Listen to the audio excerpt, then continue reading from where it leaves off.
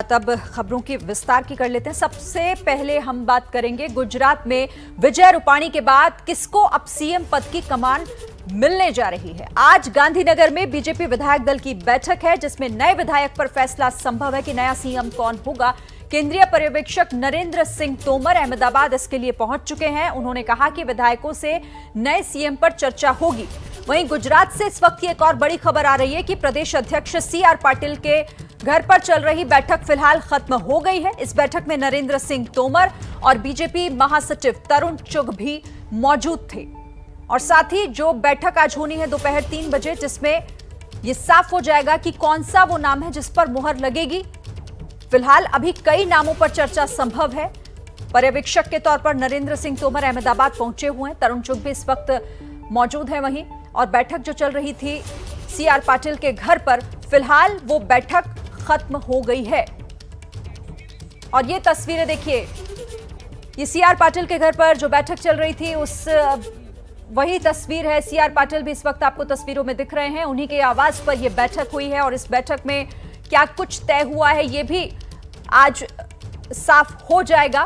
फिलहाल देखिए, अब अगला कौन सा वो चेहरा होगा जिस पर सहमति बन पाती है, इनको लेकर विचार विमर्श जोरों पर है। दोपहर 3 बजे बैठक होनी है विधायक दल की और उसमें यह तय होगा गुजरात के नए मुख्यमंत्री कौन हो सकते हैं। कई नाम ऐसे हैं, लगभग आधा दर्जन नामों पर चर्चा हो रही है, जिसमें प्रफुल्ल पटेल जो कि इस दौड़ में, इस रेस में सबसे आगे नजर आ रहे हैं। लेकिन फिलहाल अभी उसके लिए थोड़ा इंतजार और करना होगा। पर्यवेक्षक के तौर पर नरेंद्र तोमर भी अहमदाबाद में है और अभी फिलहाल मुलाकातों का, बैठकों का दौर जारी है।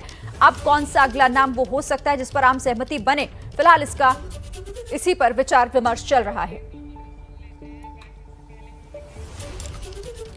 और पर्यवेक्षक के तौर पर नरेंद्र तोमर इस वक्त अहमदाबाद में है। बैठक हालांकि जो खत्म हो चुकी है, उससे पहले उन्होंने क्या कुछ कहा मीडिया को, वो आपको सुनवाते हैं।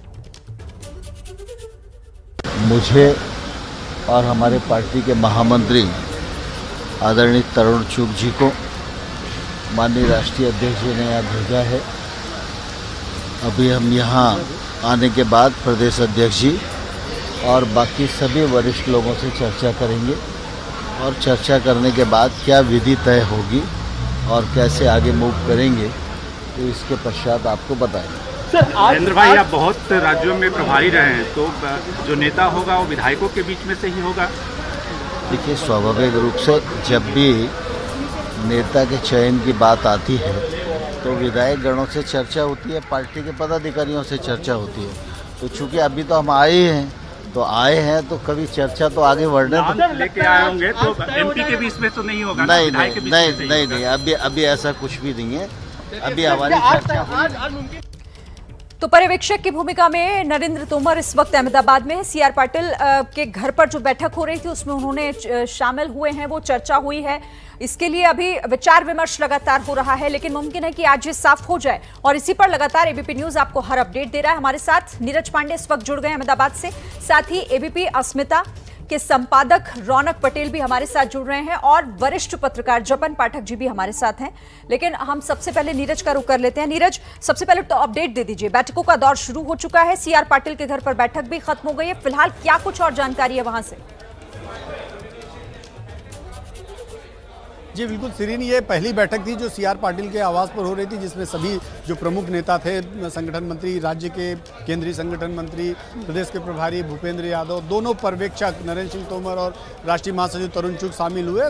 आगे की रणनीति बने। अगली जो बैठक है वो 3 बजे होगी, जहां मैं खड़ा हूं, यानी कि ये भारतीय जनता पार्टी का गुजरात का कार्यालय है गांधीनगर में, मैं वहाँ पे खड़ा हूँ और यहाँ पे 3 बजे बैठक होगी। लेकिन उससे पहले करीब 1 बजे ही जो लोग आज अभी सीआर पाटिल के आवास पर बैठे थे, करीब 1 बजे के आसपास ये सारे लोग यहाँ पे भारतीय जनता पार्टी के कार्यालय पहुंच जाएंगे और 2 बजे से सभी विधायकों के पहुंचने का सिलसिला शुरू हो जाएगा। 3 बजे ये बैठक होनी है जिसमें यह तय किया जाएगा कि अगला मुख्यमंत्री कौन होगा, विधायकों से होगा या कोई सांसद होगा या कोई और नेता होगा जिसको भारतीय जनता पार्टी राज्य के मुख्यमंत्री के तौर पर चुनेगी। लेकिन फिलहाल यहाँ पे भारतीय जनता पार्टी के नेताओं के पहुँचने का सिलसिला शुरू हो चुका है और आपको बता दें, सीधी तस्वीरें आप देखिए, यहाँ पे पर्यवेक्षक नरेंद्र सिंह तोमर और तरुण चुग और भूपेंद्र यादव, ये तीनों बड़े नेता यहाँ पहुँच चुके हैं। आप देखिए भूपेंद्र यादव की सीधी तस्वीरें आपको दिखाते हैं, उनके साथ तरुण चुग भी पहुँच चुके हैं।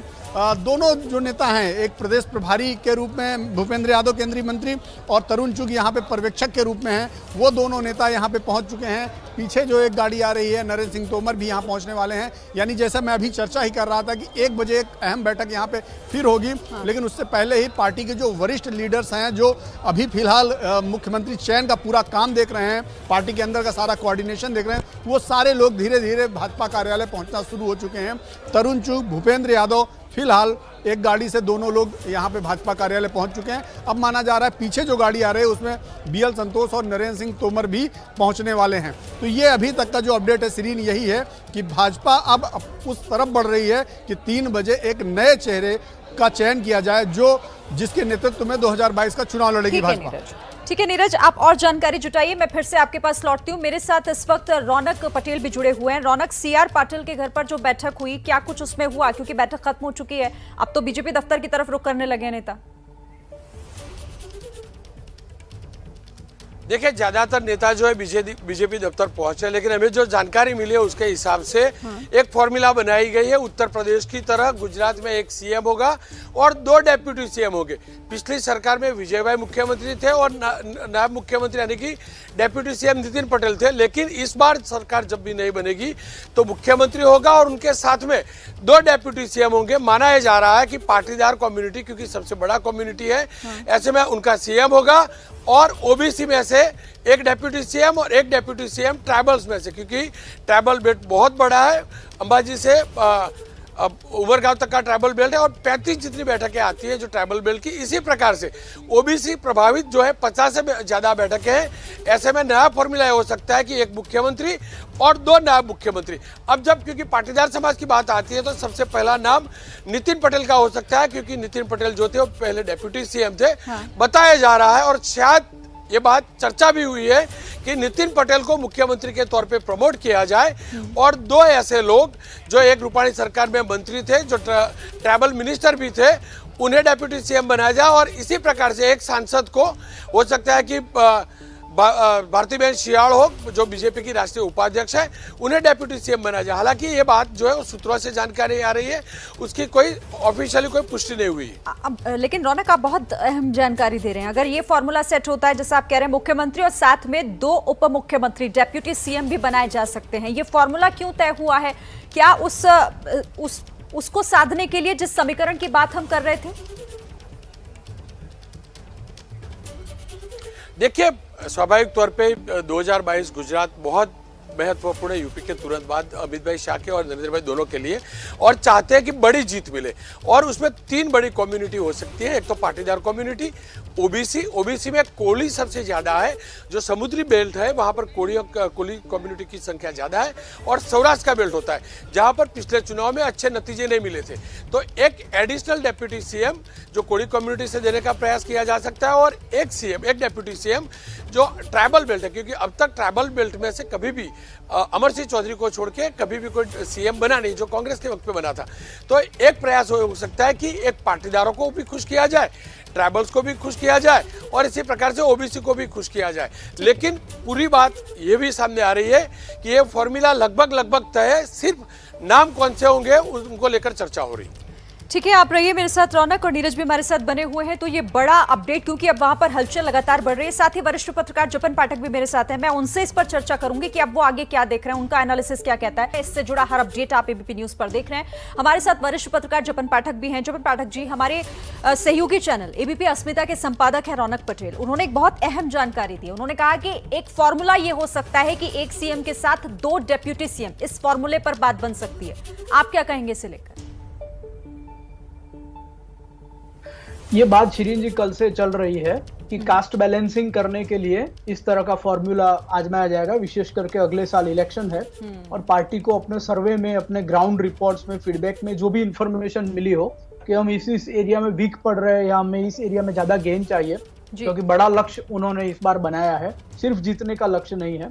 तो इसके लिए उनको जो भी लगता होगा उस तरह से ये व्यवस्था भी हो सकती है डिप्टी चीफ मिनिस्टर की, और उसमें एक तरह से कास्ट बैलेंसिंग हो सकता है। आप देखिए कि अभी पटेल चीफ मिनिस्टर नहीं थे, पटेल समाज से, तो डेप्यूटी चीफ मिनिस्टर के पद पे नितिन पटेल को रखा गया था। अभी अगर नितिन पटेल का नेचुरल एलिवेशन होता है चीफ मिनिस्टर की पोस्ट पे, अगर तय करते हैं कि कर्नाटक का जो फॉर्मूला है या गुजरात में भी जो पिछली बार आनंदीबेन पटेल को हटाया गया, तो तब भी ये कहा गया था कि विद इन जो एमएलएस है बीजेपी के उसमें से ही हम चीफ मिनिस्टर को बनाएंगे। तो अगर विद इन पार्टी ग्रुप में से ही चीफ मिनिस्टर को बनाना है और नेचुरल एलिवेशन अगर नितिन भाई पटेल का है या फिर आरसी फल्दू है या कोई भी पटेल चीफ मिनिस्टर अगर बनते हैं, तो कास्ट बैलेंसिंग के लिए डेप्यूटी चीफ मिनिस्टर में कोई अन्य वर्ग से हो सकते हैं। अगर दो डेप्यूटी चीफ मिनिस्टर बना सकते हैं तो उसमें आदिवासी वर्ग को भी प्रतिनिधित्व मिल सकता है। तो पूरी पूर्व पट्टी में उनके भी बैठकें हैं। तो ये अभी सब कयास है, लेकिन इससे इनकार नहीं किया जा सकता इस फॉर्मूला से भी। बिल्कुल, यानी कि जातीय समीकरण को साधने के लिए इस फॉर्मूले पर बात बन सकती है। बहुत शुक्रिया आप सभी का हमारे साथ जुड़ने के लिए, इस बातचीत के लिए। लगातार अपडेट आपको हम पहुंचाते रहेंगे।